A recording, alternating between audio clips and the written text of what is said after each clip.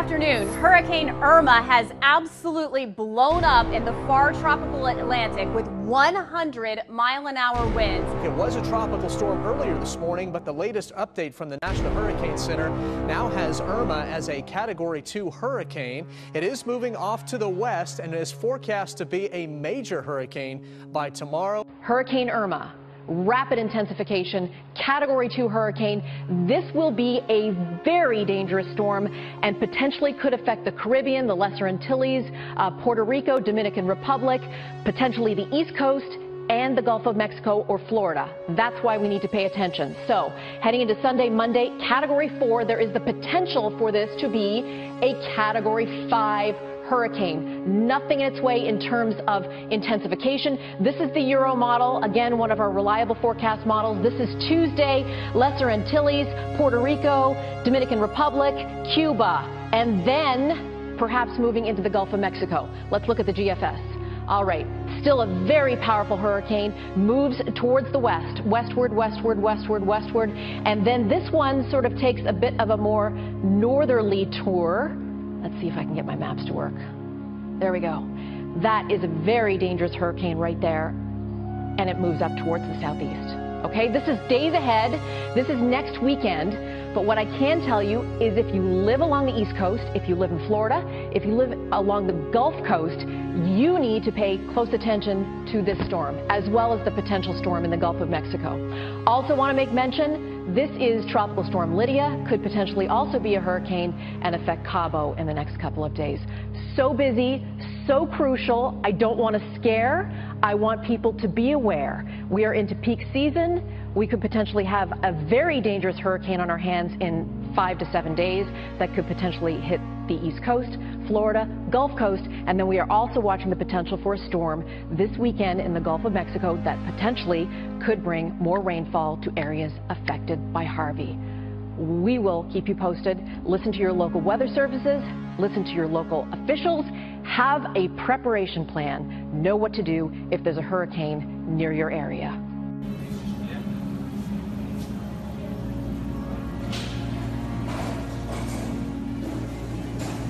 What we can tell you, there's a great consensus that this is going to be a huge and very strong, extremely dangerous hurricane.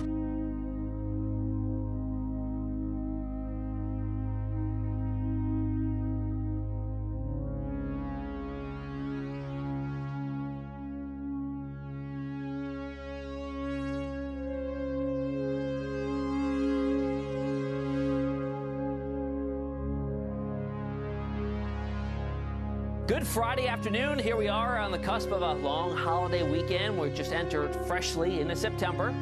It's also the month that we reach peak of hurricane season, around September 10th to September 11th. In fact, the month as a whole is really the most active. We see about 34% of all named storms that occur throughout the year happening within the months or within the days of September. Let's talk about one we have out there right now. It's Hurricane Irma. Last time we talked, this was up to a Category 2, higher grade Category 2, Category 3 major hurricane. A little bit of a downgrade today. A little bit misleading, though, as well, because 110-mile-an-hour winds, you need 111 miles an hour to become a Category 3. So minimal downgrade in strength. As we look at the track, no real big changes here as we go through the next 5 days. Also something to note here, because I know you're hearing a lot about different forecast models, different tracks, different areas that might be under the gun as we get into way out 10, 11, 12 days in advance. There's a reason why the Hurricane Center only puts out a track within 5 days, because beyond that, it's up in the air. Models are much less accurate at that point on out, and everything can change that's going on in the atmosphere. So there's a lot of different variables that could change and alter the entire forecast track. So they stop at around 5 days out, and this goes out to Wednesday of next week at a Category 3, a major hurricane at that point. Let's talk about the evolution over the last 18 hours of this particular system. This is the loop of the satellite imagery. You notice it starts, it's a formidable storm. It has the center of an eye, a visible eye, but then throughout this time frame, it loses the eye. Well, this went through something called an eye wall replacement cycle. And what that happens is there's a ring of thunderstorms around the center of the storm, and eventually they build up so strong and they build inwards.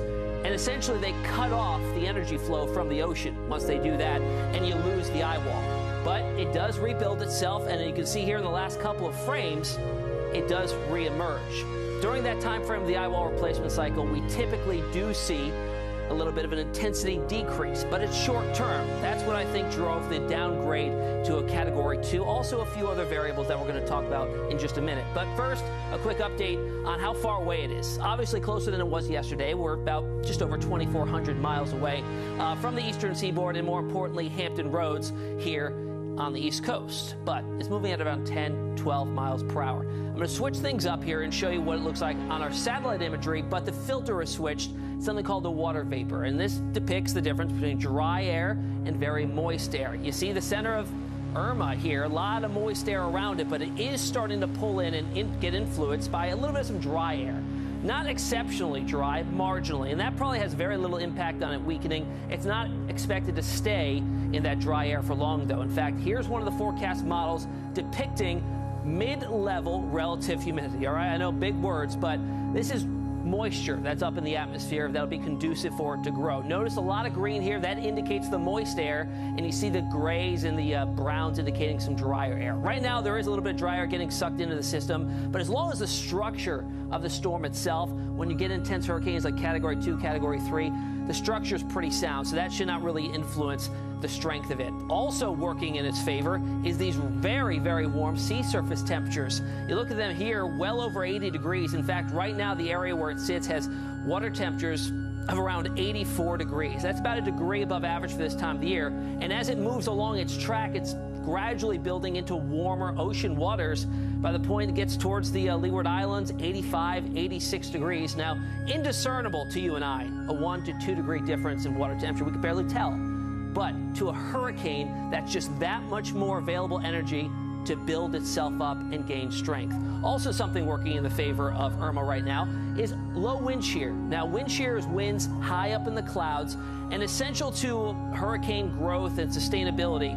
They need to build up these thunderstorms. They grow very, very high. I'm sure you've seen them outside in the summertime. They get very, very high. Well, when winds are aloft and are strong, it blows the tops right off of those developing thunderstorms. That can really slow down and really hinder any growth to hurricanes. Right now, there's low wind shear. So all the thunderstorms that are developing are building and sustaining themselves, which is why the rapid intensification has occurred, and it's going to likely sustain itself because the forecast is for low wind shear for the next 5 days or so. Now I want to revisit the Hurricane Center forecast and talk about the models that we use to kind of get a forecast track like this. Also, you've noticed probably on this map that you get a cone. This is something we named the cone of uncertainty, and for good reason, because within this are all the different varying models. Where that icon is located is the average of all those models. So pretty much as you get this far out, the cone grows. That means within that entire area, it's possible that that storm could track in that region. Once you get beyond that, it gets even larger. In fact, let's look at two of the long-term models, the GFS and the European. Right now, and really up through the forecast period of the Hurricane Center, really good agreement here. As it goes towards the Leeward Islands, very little difference in where those models are placing the center of IRMA and the intensity. But once we get beyond that, we start to stray a little bit. One model goes a little bit farther to the west, and one model goes a little bit farther to the east. In fact, the latest updates here shows a pretty good consensus between the two, somewhere off the coast of the southeastern United States. Now let's break it down further. Let's talk about the GFS. Within a certain model, you're going to have several runs, sometimes dozens, of that same model, but you tweak one little tiny thing. In some, maybe the strength of the high pressure sitting over the middle parts of the Atlantic, maybe the strength of the trough coming in out of the northwestern part of the United States. All of those, that minor difference can change the overall track. So this, what we're looking at here, is the GFS model and all of the ensembles, all the different runs of that particular model. You notice the difference here. As we get out to Monday, not this coming Monday, the following Monday, September 11th, the difference from where it tracks out here in the middle parts of the Atlantic near Bermuda to the Gulf of Mexico is a 1,300-mile difference. So the margin of error grows exponentially the farther out you go. That's why it's so hard to say, where is this thing going? You can't say nobody knows. It's not known yet. We have to wait till we get closer, till models get a better handle on the atmospheric conditions. I want to talk more about this. We've touched on this the last couple of videos, but all about the strength of the Bermuda or the Azores high that's sitting over the Atlantic, because that is really a determining factor in what's going on here with the track of the storm. If it is weak, it's moving off towards the west, and then it'll take that loop and hook out to sea. We call it a fish storm. It doesn't affect any land masses. But if it's a little bit stronger, it takes it a little bit farther off to the west, and then eventually we'll take that turn maybe a little bit later and put the East Coast in jeopardy there. But if it's even stronger than that, it could push it all the way out into the Gulf of Mexico. And something else to throw in the mix here, this is a little bit of a new development. Some models are indicating a trough, an area of low pressure or cold front diving in from the north and west that could also impact the steering of Irma. A weakness or a strength in either this high pressure or that trough can either steer or divert the storm from the eastern seaboard. So just another thing thrown in the mix there that we're going to have to look at over the next 5 days. I want to wrap up